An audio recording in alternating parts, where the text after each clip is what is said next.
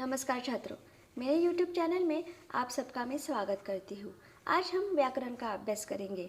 हमारे हिंदी के पाठ्य पुस्तक में पन्ना क्रमांक 47 पर भाषा की ओर दिया हुआ है और उसमें कारक दिए हुए हैं।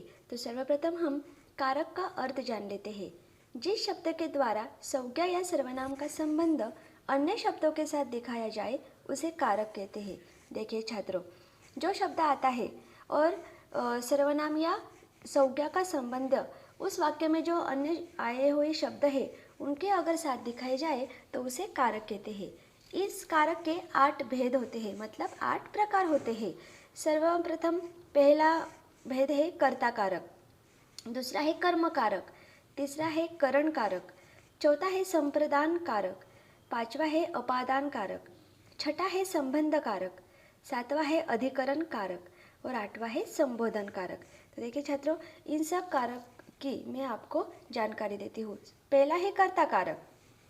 तो इसमें क्रिया करने वाला या कार्य करने वाला जो होता है उसे कर्ता कारक कहते हैं। और यहाँ पर ने यह अक्षर आता है। जैसे मैं आपको एक उदाहरण बताती हूँ।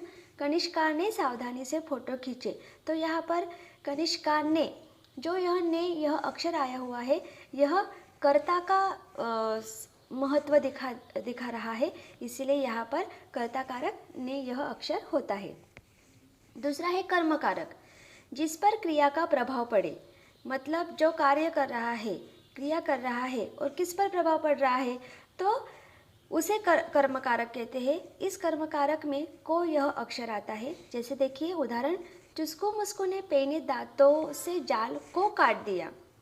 जाल को काट दिया मतलब हमें यहाँ पर जो को यह अक्षर है, इससे कर्म कारक हमें यहाँ पर दिखाई देता है।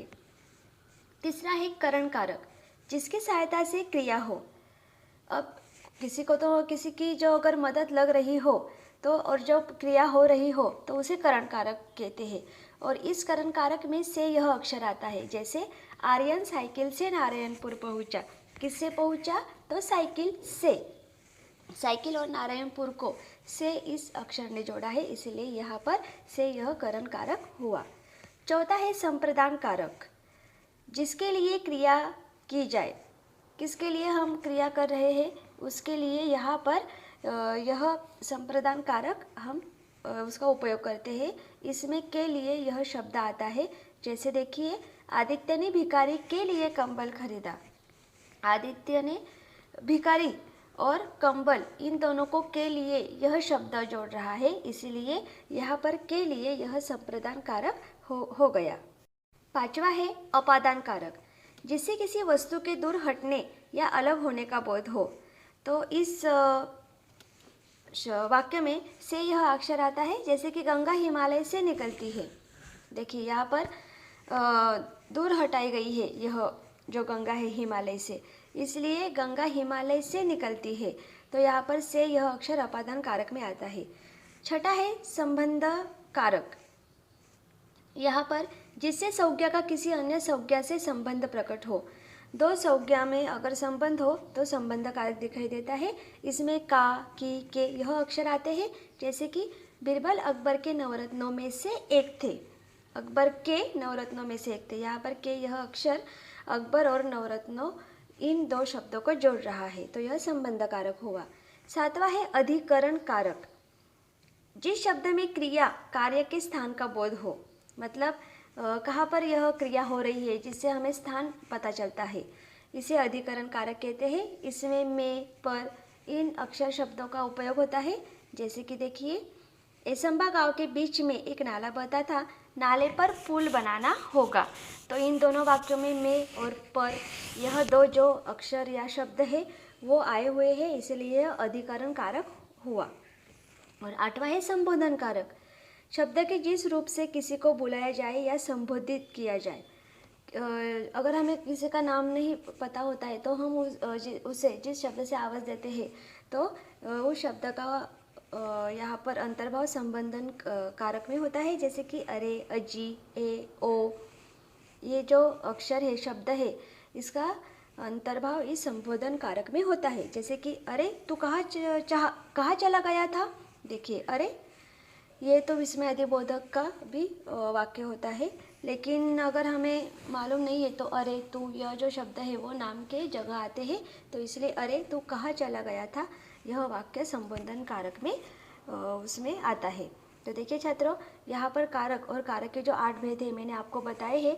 अभी हमारे पाठ्यपुस्तक के पन्ना नंबर 47 पर एक चित्र दिया हुआ है और वहाँ पर सूचना भी दी है कि चित्र के आधार पर सभी कारकों का प्रयोग करके वाक्य लिखो। आपको क्या करना है, ये जो चित्र है ना, इसमें जो क्रिया घटना जो घटती दिखाई दे रही है वो तो उससे आपको क्या करना है, वाक्य बनाने हैं। जो यहाँ पर चित्र दिए हुए हैं ना, चित्र के आधार पर आपको वाक्य बनाने हैं और आपको हर एक कारक का यहाँ पर उपयोग करके वह वाक्य बनाने हैं। जैसे देखिए, पहला वाक्य उन्होंने वहाँ पर लिखा है, मछुआरे ने जाल फेंका। अभी यहाँ पर ने यह अक्षर आया है, तो ने यह अक्षर कर्ता कारक में आता है, तो यह जो वाक्य है वो कर्ता कारक का है, मछुआरे ने जाल फेंका। तो आप अभी चित्र का निरीक्षण कीजिए। दूसरा वाक्य हम बना रहे हैं, एक स्त्री नारियल को इकट्ठा कर रही है, नारियल को, ठीक है। तो यहाँ पर नारियल और इकट्ठा इन दोनों शब्दों को यह जो अक्षर है वो जोड़ रहा है और यह कर्म कारक है, तो एक स्त्री नारियल को इकट्ठा कर रही है।